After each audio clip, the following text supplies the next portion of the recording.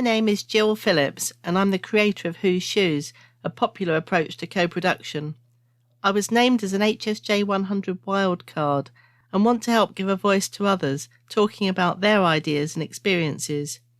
I'll be chatting with people from all sorts of different perspectives, walking in their shoes. If you are interested in the future of healthcare and like to hear what other people think, or perhaps even contribute at some point, Whose Shoes Wildcard is for you.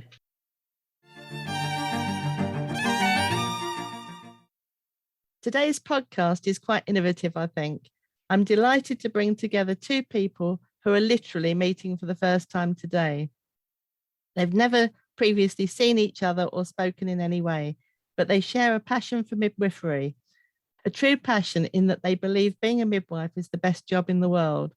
So what a wonderful opportunity for them to meet and tell us why this is true. We're all really excited about it. So this is an Intentional Coffee podcast. What is an intentional coffee, I hear you ask? Well, last year I launched with Dr. Mary Salama, a wonderful paediatrician in Birmingham, the concept of an intentional coffee. An intentional coffee is where you bring people together who you know would simply get on and have that special synergy. 1 + 1 equals so much more than 2. Sarah Jane Pedler is the lead professional midwifery advocate at the Royal Cornwall Hospital's NHS Trust. I've known Sarah Jane for many years as a leading MAT-EXP, that's maternity experience, champion, who has run wonderful annual Whose Shoes workshops around all sorts of topics using true co-production from start to finish. She also really impressed me with her innovation during the pandemic, bringing humanity and compassion to both women and families and to the maternity teams who support them. Gaynor Armstrong is Director of Midwifery at my local hospital trust, University Hospitals Coventry and Warwickshire. Equally passionate, equally level-headed and practical, I've been working with Gaynor to bring together a truly innovative Whose Shoes event around wellbeing, exploring how both staff and women and families have been affected by the pandemic, and providing an opportunity for reflection and a chance to move forward strongly together. So it is my huge pleasure to bring you two dynamos together and see where the conversation might lead. I'm hoping it will have a really long-lasting impact, inspiring more people to take up midwifery as a career and also forging some new links between your teams. Perhaps you could start by telling us a little bit more about yourself and what's important to you. Let's start with Sarah Jane in Cornwall and then come back to Gaynor in Coventry, if that's okay. Oh, that's such a lovely introduction to us both, Jill, and it's really exciting. I absolutely love the work that you do. I think you're such an innovative and just really energising for all of us in the NHS, and certainly we found that in maternity services. When I came into midwifery 19 years ago, it's a second career for me. Back then I was in my 30s as a working mum. And I worked for a long time as a frontline midwife. During my career, I've taken on roles as a supervisor of midwives. I've been our practice development midwife. I'm a midwifery ambassador, international leadership management coach, and currently our full-time lead professional midwifery advocate. And I'll shorten that to PMA. I think it's a bit quicker. So PMA, because we need an acronym here. We don't like acronyms, but we can have an acronym here. It's a bit of a mouthful otherwise, isn't it? And I'm also in my final year. I'm doing my dissertation for my MBA in senior leadership and healthcare. As a midwifery advocate, I put a lot of consideration into what it means to advocate for midwifery, both in terms of midwifery as a career choice, but also in terms of retaining midwives in this amazing profession that we are. So just as a very momentary thing, just to anchor for me where I am, I've got 2 direct quotes that I'd like to read before we move on to listen and hear about from Gaynor. They're both direct quotes. One's from Charles Dickens and from A Tale of Two Cities, and one's from the International Confederation of Midwives. It's from their strategic plan, 2021 to 23. So Charles Dickens first. It was the best of times. It was the worst of times. It was the age of wisdom. It was the age of foolishness. It was the epoch of belief. It was the epoch of incredulity. It was the season of light. It was the season of darkness. It was the spring of hope. It was the winter of despair. And then my other quote is from, as I said, from the International Confederation of Midwives. And they've said that we need to foster and build the next generation of midwives while leveraging the knowledge and the wisdom of older generations, fostering cross-generational learning. And their strategic priority 3 is to foster a movement for midwifery, enabling and strengthening partnerships, advocacy, communication, and women's voices at the centre. So for me, advocating for midwifery is about seeking authentic hope and seeking the synergy of new knowledge and the wisdom of experience. That's brilliant. And it's definitely the first time we've had Charles Dickens on the podcast. What an amazing start. And I love those quotes, and I love the idea of building a movement for midwifery, because, hey, that's what we're doing with MatExp, isn't it? And for the people that the midwives serve and the whole maternity teams, because everybody's got to work together. So thank you for that powerful start, Sarah Jane. Hi, Gaynor. Say hello to Sarah Jane you haven't met before. No, hi, Sarah Jane. It's really nice to meet with you. And Jill's told me so much about you already. I do feel like I already know you. So Jill was sharing some of the experiences that she's had of working with you and felt that we'd get along. And it sounds to me like we already have quite a lot in common. Absolutely. Gaynor, it wasn't the first career for you either, was it? No, that's what I mean. So before becoming a midwife, I very much had a career in the financial services industry where I'd worked for 13 years whilst having my children during that time as well. So, you know, I'd had the opportunity of joining a very well-known building society that was local to me. And yeah, that being supported very much so in that role, but then realizing it really wasn't something that I'd planned to do, but more stumbled across. So then went in search of my dream after having my second daughter. And I said, I think my husband thought I was having some sort of midlife crisis because I decided then to undertake an access to healthcare course, having left school with GCSEs back in the 1980s. And similar to yourself, had 2 young children then. But I decided to join a hospital as a healthcare support worker because I felt that I needed to understand how working in healthcare would fit with having a very young family, with my daughter being only 18 months old at the time. So I worked firstly in just outside critical care, actually, on a very heavy ward. And I very quickly learned how hard nurses work. And worked there for a very short time before I was offered a post in maternity. Obviously, this was my ambition and dream to go and work in that department. And I think the team felt I had very rose-tinted glasses because it was a real dream of mine to work there. And I loved going to work every day, always with a smile on my face and a skip in my step. So I then kind of thought, right, this is the next step to take. And obviously was in contact with universities to get a placement, and was very fortunate to be supported with secondment from that trust to undertake my midwifery training. And then I had the opportunity to have some wonderful mentors who, one of them, Sandra, who always tells me now that she taught me everything I know, and she really did, and some great midwifery experience. So I started on my journey very much like you, and have had various different experiences throughout my career as well. So having been my first 12 months as a hospital midwife, then was asked to go out into community as an integrated midwife. So very much delivering continuity of care. I had my own caseload, 2 days a week community and 2 shifts in the hospital, and saw probably about 75% actually throughout the hospital experience for those women. And I did that for about 5 years before realizing I wanted to do more and influence change a little more. So I left that trust to go to another to work as a labour ward coordinator.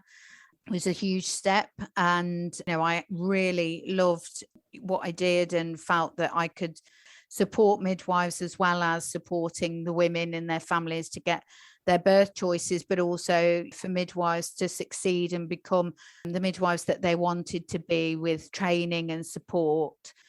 and then realized again that that wasn't enough and felt I needed a new challenge. So I left that role to go into patient safety, where I remained for about 5 years before coming into this role. So I joined UHCW as the Women's and Children's Risk Manager, before then taking on the role as the interim head of midwifery and subsequent then obviously director of midwifery. So I think the thing for me and my biggest passion has always been that I wanted to influence change. And I've done that on an individual basis with women and with midwives, as a mentor, as a coach, and also as an advocate for both women and for staff. But then I don't see my role any different now. It's just I'm doing it on a bigger scale. So I can advocate for more women in this role, and that's my honest belief, and that's why I do this job, and that's what helps me sleep at night as well. So yeah, very similar stories that our career journey has been quite similar in that respect, which is, it's just so heartwarming for, I think, then others to see that it might not have been your profession of choice when you left school or education, but actually that doesn't stop you. And I've done a talk to maternity support workers only last year.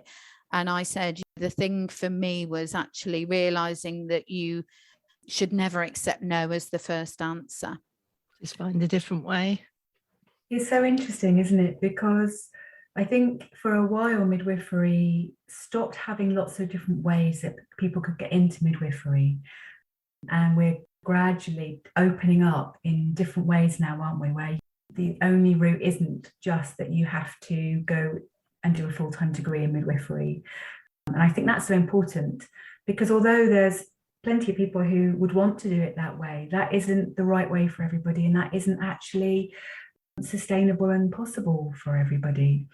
So one of the things for me that I'm so excited to see that we're looking back at getting people who are nurses being able to train as midwives, people being able to become a maternity support worker and then get funded to train as a midwife.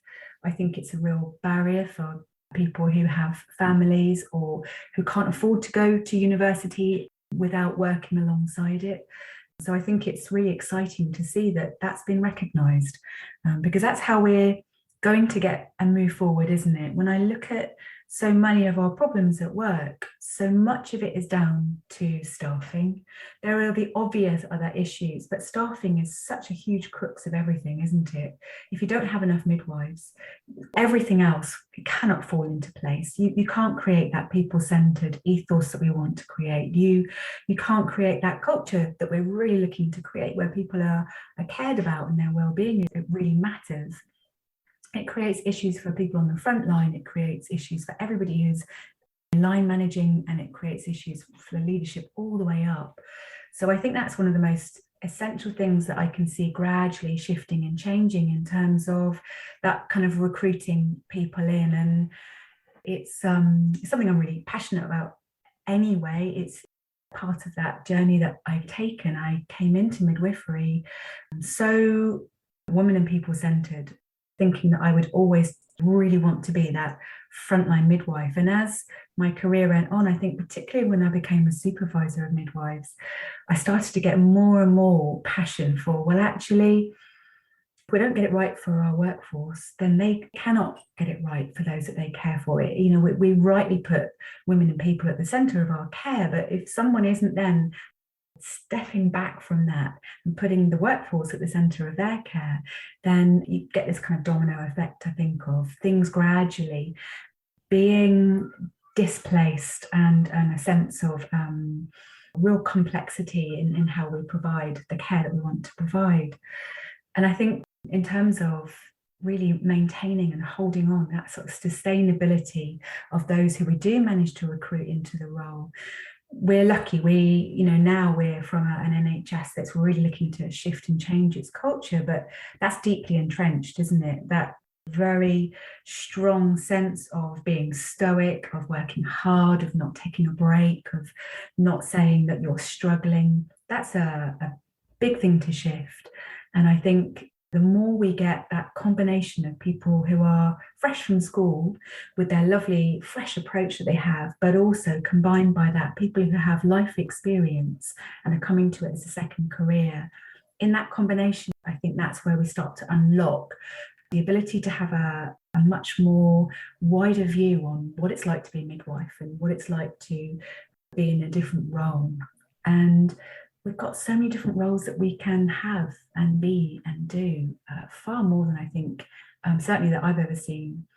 And I think that's, partly down to the leadership as well, isn't it? Where I am, we've been really lucky to have leadership that is really looking to build more interesting roles, to create those kind of specialist roles.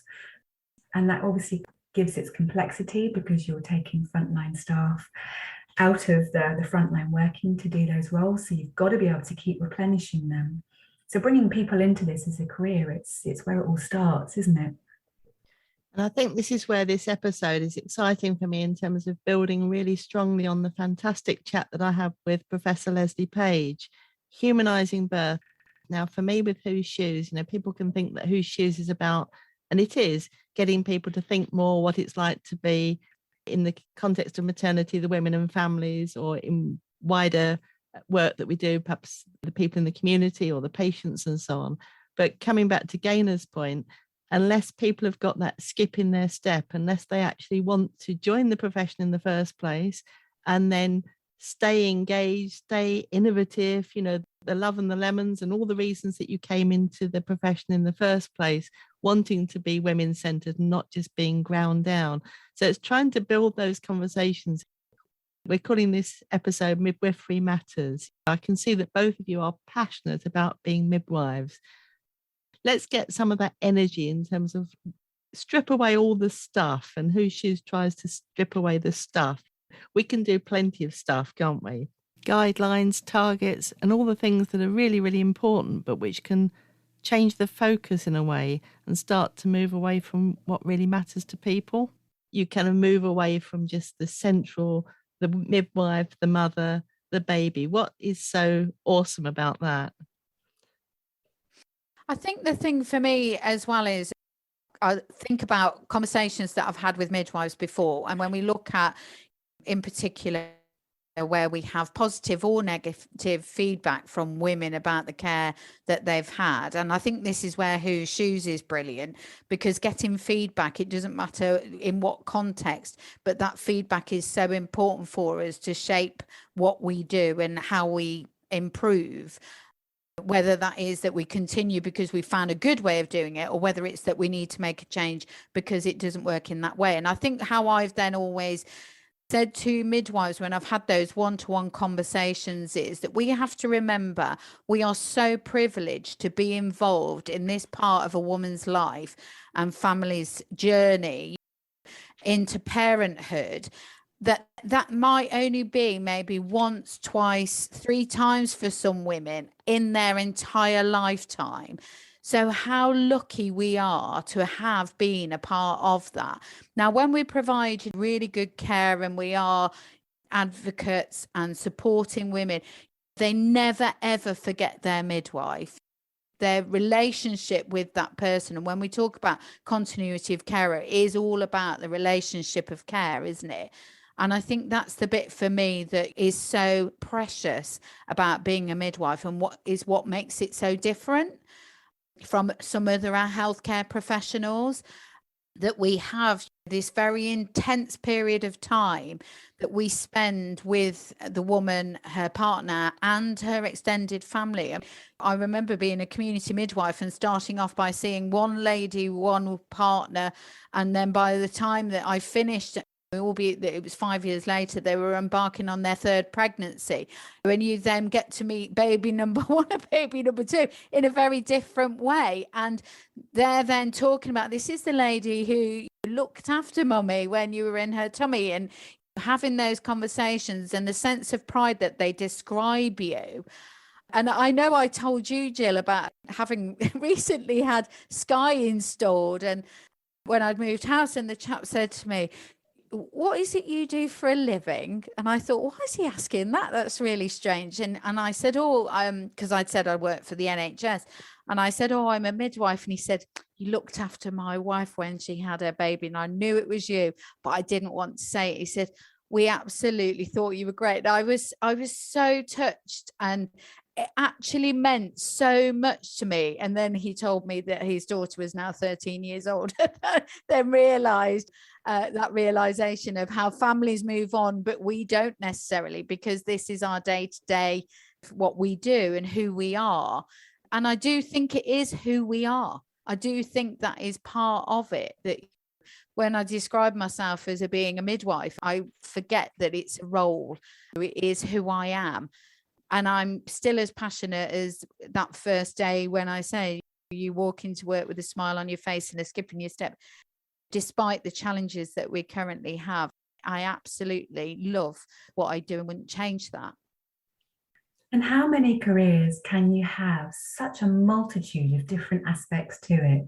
Yes. You know, as a midwife, you have this opportunity to, you're in service, you are able to completely serve your community, which for me was a massive part of it. And certainly in the conversations I have with so many of my colleagues, that service element, that being such an integral part of the community is really important. And I think community, you know, COVID has really taught us more and more, brought home that sense of community and how important it is to feel part of your community and that you're doing something of real value for your community. So I think that's an amazing thing that we do. But also we've got all of these different skills that we have to develop.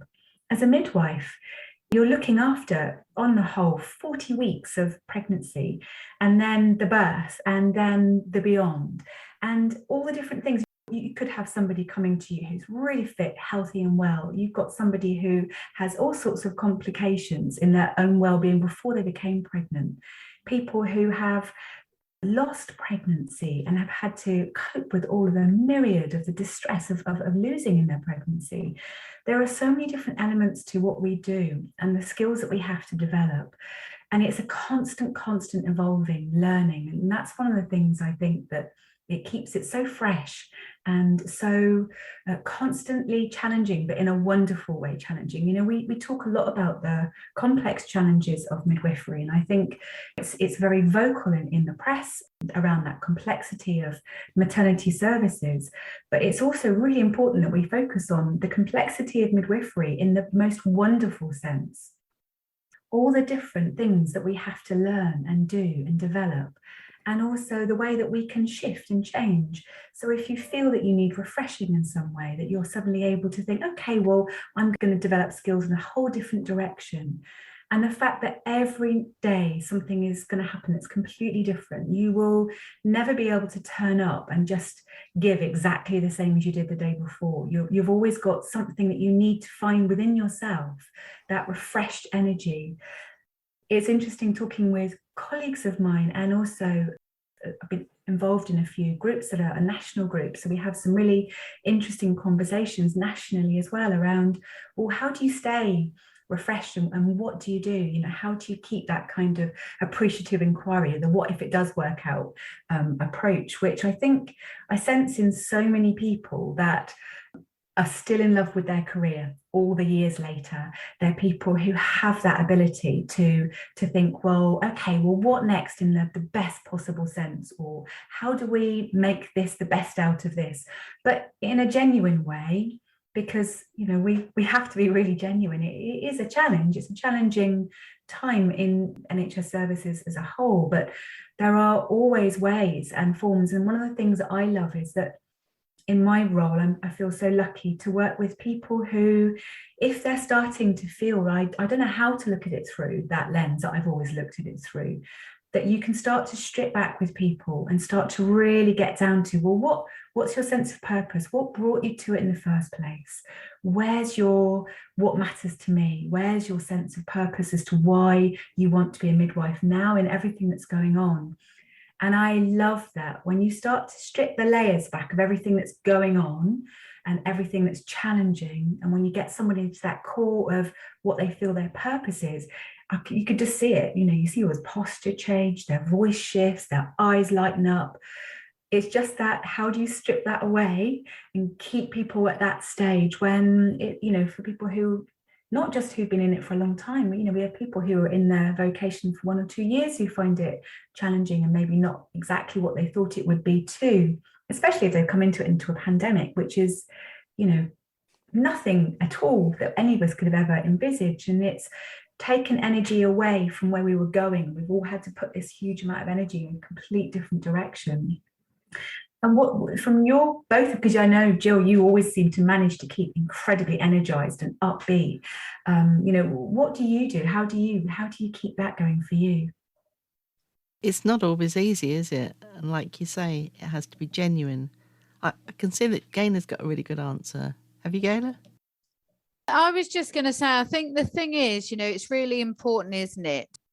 In order for you to remain positive, it's good to have people of a similar nature around you as well. So surrounding yourself with people who also have those similarities in our personality types, because I think when you are trying to be supportive of your colleagues, your team, your family as well, who are really anxious at this difficult time.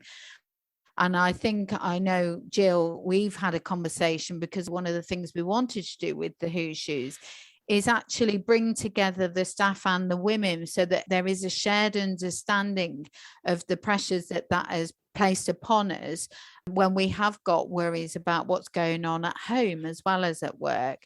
And I think in order for us to support people, that does require for us to be energized, doesn't it? Because I think that's where, if we are not able to show them the way through some of these challenging times, that thing with Florence Nightingale and the lamp with the shining light, that sometimes we have to be that person, don't we?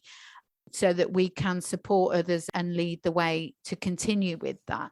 And I think it is that we have to have people around us that are like-minded.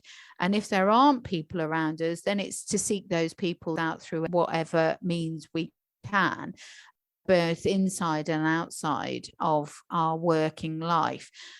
For me, it's really important that we have what we call headspace. We were in a discussion with our senior team yesterday and saying that sometimes the pressures placed upon us, in particular when you get into any management role within healthcare or industries at the moment, headspace is so important, isn't it? And our health and well-being. Yeah. And it's about having those key conversations with our team, even if it is on a very ad hoc basis. Hi, how are you today? How's things going? But genuinely then having the time and opportunity to be able to hear what's being said. I'm not saying that you always have the solution. And obviously, I think at the moment with the challenges that you've already mentioned, Sarah Jane, about the staffing, and I know this is being discussed on national, regional, as well as local levels. And we can't get away from that, but it's actually letting the team know what we're doing about it and how we're trying to address some of these challenges currently. It's not to say that we will always have the answer either, but I think being honest, being open and sharing that, but also engaging and asking people to get involved with you. So if any way that they want to get involved in the recruitment process and share their passion and dedication for the role as well, it just reinforces how they're feeling, and that then has that knock-on effect for others as well. And I think that's the bit that's important for me, is we have got so many people that work with us as our colleagues and friends and peers that do feel still so passionately and strongly about midwifery. And I think sometimes this is the reason why it then can be quite distressing, and it's so disheartening currently, isn't it, with the challenges that we face. And I think it's in that collaboration, isn't it, Gaynor, that we get our strengths. And I think it's one of the things that I love about midwifery as a profession, because the collaboration is always there. When I look back, we talk about collaborating now very much like kind of nationally across different services. We talk a lot about collaborating with our service user voice, and we're lucky in Cornwall, we've got an amazing maternity voices partnership. And where did that come from? Well, it would have always come, but we did launch it, didn't we, Jill, on our Who Shoes? We did. And we just done that was exciting. Watson and Nikki Burnett, who just absolutely phenomenal kind of leading our Maternity Voices partnership. It's now Nikki Burnett has taken over the chair there. And actually, we have our Maternity Voices partnership as a kind of thread through everything we do. You know, they are involved in our guidelines, in the language that we use, in our interviews, involved in every project where there needs to be any kind of service user voice. So, for example, at the moment, we're developing a pathway for people who have their birth choice falls outside of guidelines. But, you know, we look at that from both perspectives. So we want to get it right for our service users. So we've got to have our service user voice in there. So our Maternity Voices partnership is massively part of that. But also we're trying to get it right for our workforce, because for them, that we're in this constant shift and change, aren't we? How we would have spoken to our service users, how we were encouraged to speak is so different when I came into the profession 19 years ago compared to now. And I love the direction that it's going. But the fact is, it's still a shift and change for people. So we're developing this pathway together so that we kind of make sure that we look at education for our frontline staff as well, so that they feel they've got the skills that they need. And it's in that collaboration, for me, I think is so wonderful. And we see it in every different stage. We see it on Delivery Suite, in the conversations that you might have when you come out of your room and you just kind of run it by one of your senior colleagues, like, this is what my plan is, what do you think, what would you do? From the simplest of collaborative conversations. And I think, again, it's one of those careers, one of those vocations that really empowers us and also demands us to be highly, highly collaborative, which as soon as you get into collaboration, then you get that energizing and you get someone else's view. And I think that really helps us to stop us from kind of getting stagnant in what we do and stagnant in our view, but I always do it this way. And that's essential, I think, to keep that refreshed energy. That's why I love working with people as well, who, when people come from another trust, or when they're newly qualified, or when they're students, or when they've gone into a new role and had to develop new skills. I love that, because the conversations start to really shift and change, and you can see people sparking off each other. And it's that kind of that who-shoes approach as well, isn't it, Jill? You know, where you're instigating things at all times. You're looking for that collaboration, but you're looking for people to not just teach each other something you already know, but where you get that third aspect where you both bring your view in, and then suddenly there's that light bulb moment of, actually, there's something else that neither of us would have considered without talking to each other, that wasn't even there, that you didn't know. It's that unlocking of knowledge, I guess, within us. And I think midwifery is one of those careers that really enables us to do that. It's lovely that you say that. And I mean, I know I've found one thing that I really, really love is the point at a live, particularly the live. I mean, virtual's been different, face-to-face who-shoes events where we've sown the seed all the way through for people to make pledges. Now, I've found now, you know, it's like you really, experience builds, and someone will come up with an idea, and I can pretty much guarantee that I'll be able to add to that idea, either by, it might be easy, there might be somebody else in the room that pops up and say, hey, that was my idea. And you think, well, do it together then. But in terms of the collaboration and the network and what you're both saying about, like, find your own people, there'll be somebody that's already doing that work. So it's less lonely. I mean, it's just so practical because it saves time to find out what's already happening, because you link with other people who've got the same passions as you can talk and you can develop together. So immediately when you were talking then, Sarah Jane, about developing a toolkit about working with women who want to have a birth that's perhaps outside formal guidelines. Now Flo, so this is Florence Wilcock and the OBSPARD, has done an episode around working outside guidelines. So immediately I could recommend a resource that you could listen to, and it will add to that conversation, because it will be things that you've thought of, things that you haven't thought of, things that you think differently about. Perhaps have a chat with Flo. And I think that's what's so special. So your earlier question about, I thought Gaynor's answer was brilliant. You know, how do you keep going with energy? Well, of course you can't. And some of it might be a perception, you know, my lemons on Twitter, and sometimes you're really frustrated about something, and I've had some big frustrations over the last couple of weeks when my emails weren't reliably arriving, and just, you know, we all have the stuff, but I think it's the human approach and the connections. And I use the word friendships, not just colleagues and you develop proper friendships through these things. So Flo and I have done a Magic Mates podcast together, and that's how we feel. And you find people who add, coming back to my introduction, really, that I thought you two would be more than one and one is two. And I almost feel I can back out of this now and just let the two of you run with it, because that's, you know, you just bring people together and connect. And the other really, really fantastic thing that we've got that I wanted to share with both of you. So last Sunday, we've launched the Matex campaign page on Fab NHS staff. Now that's been overdue for years, really. You know, we've looked for a platform whereby, supposing from either of your work, whether it's a toolkit that you're developing or whether it's a pledge that's come from a Whose Shoes workshop, which might be a little thing or it might be a big thing or it might grow into a bigger thing, you know, to have somewhere to regularly be able to collect stuff. That's what we're now doing. So take a look.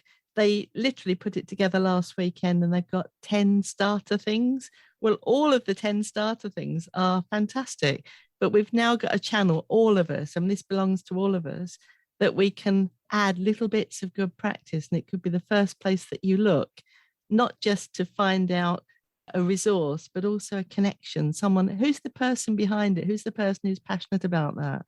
So it's a very exciting time, I think.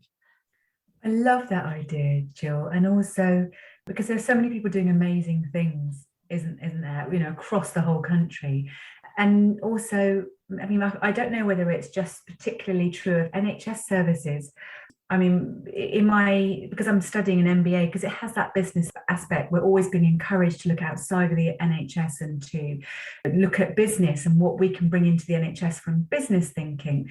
But one of the things that I see so much in the NHS is this generosity of sharing knowledge. There's not I'm holding on to that. That's my idea. I don't want to share that. I want the credit for that. I know that of course still exists, but the people I talk to, they're so generous with their knowledge and they're so generous with wanting other areas to grow and share and develop. And I think that comes back to that whole thing that, of course, because we're in service. Because if you help other people to grow, then really all you're doing is making sure that the people in their community get a much better service. So maybe that's underpinned by that kind of whole altruistic attitude that we have underneath it all. But the idea that you could just go onto a platform and that you can think, well, who's come up with something brilliant that I can see and then talk to, I think that's a wonderful idea. And I think because you have so many people who are doing so many different projects, and certainly from Whose Shoes perspective, it generated so many different, you know, a very different and fresh way of thinking in the NHS, a very different way. Again, it's that collaborative thinking, isn't it? But in that very non-hierarchical way. And it's one of the things that I loved about Whose Shoes, because as you know, we have done several, and we're a bit stunted through COVID, but we'll continue on. But that's sort of like taking the hierarchy out of it so that people feel the freedom and they're not afraid to speak up and they're not afraid to share their idea. Well, of course, if you've got a platform like that, then anybody who maybe would feel intimidated to share can maybe feel, well, I've got a voice, I can share that too. Yeah, I was going to say, I mean, again, you know, another similarity that we have, I said on Friday, I've got my last exam for my MBA. It's been dragged out because of COVID, but thankfully it's the very last one, but doing healthcare management. And I was thinking when you were talking earlier, Sarah Jane, some of this with collaboration really is around actually the different motivational factors, what makes people want to make these changes, whether that's a service user or whether it is a member of our team or whether it's us personally as individuals. We all have different intrinsic factors that make us then think, well, actually, I'm really going to run with this and I'm going to do it because actually it's so important to me. But on the other side of that is the fact that the feeling it gives you when you see others achieve. And I know we often use, don't we, the acronym for team, you know, together everybody achieves more. And I think there is that thing that when it is that you're in these positions, whether it is like yourself as a PMA, whether it's in line management or whether it is as that midwife supporting the woman in a room, but we do it collectively as a team approach, don't we? But we feel so much better when we've empowered others to do that as well. So, you know, everything that you've just said, I think is so absolutely right, but different reasons why people will be motivated to do different things. And I think what the Whose Shoes has done for us before here at UHCW is actually bring all those ideas together, isn't it? And actually it then gives us, as part of the pledges at the end, you know, we all have that same commitment to make that change and to make a difference. And I think that is so important for us in our roles, for the women in the service, but also for the team that we're supporting as well. And I think saying that word team, that's a huge part of what we do, isn't it? And for me, it's one of the hugest privileges, is that sense of team. When you're a midwife, when you work in maternity services, you're working in the most incredible partnership as a team in so many different ways. It might be the team on the day out in the community or in the hospital. It might be within a leadership team. It might be across a national team who are looking to create direction. We have the ability to have these highly functioning teams. And I think that's one of the most beautiful aspects for me. And I know beautiful is a strange word to use, but for me, team working is one of the most beautiful things you can ever bring to your life. That ability to be able to be shoulder to shoulder with people, to still challenge each other and challenge each other's thinking, but in a way that you bring alongside, that we're bringing people along with us when we challenge them, getting them to, or you don't need to bring them along because they're so on the page with you already, which is just how I feel having a conversation with you, Gaynor and Jill, today. It's just such a privilege. So I think that's brought us to where we need to get to, because I know people have got to go, but where are we? We've got curiosity, we've got listening, we've got teams, we've got collaboration, got pledges. So I'd like to think that you two would pledge to speak to each other again after our initial intentional coffee. And we've got so many different aspects we could have talked about, but I think we've got through a lot really in terms of what matters and why midwifery matters. Final word, Gaynor or Sarah Jane? Yeah, I can't wait to come and see you, Sarah Jane. I shall be down in Cornwall this year. I come every year, bring the dogs on their holiday. Oh, I wonderful. I would love to meet you and do this in person. Yeah, absolutely. So I'll have to let you know when I'm down. We're coming down at the end of June. So I'll let you know when I'm down. And if you are around and if you're free, I'd love to catch up with you for actual coffee. That sounds fabulous. I'd love that. Yeah, me Jill, too. thank you so much for bringing us together. Absolutely. Absolutely. Thank you as always, Jill. It's just so great, like you said, just to be able to have this opportunity, and hopefully it will help reignite the passion in other midwives and remember why they do what they do as well, which for me is so important right now. I'm sure it will. I don't think I could have spoken to two better advocates for that. So thank you both so much. Oh, thank you. Thank you, both of you. You take care now. See you. Bye. Bye, Gaynor.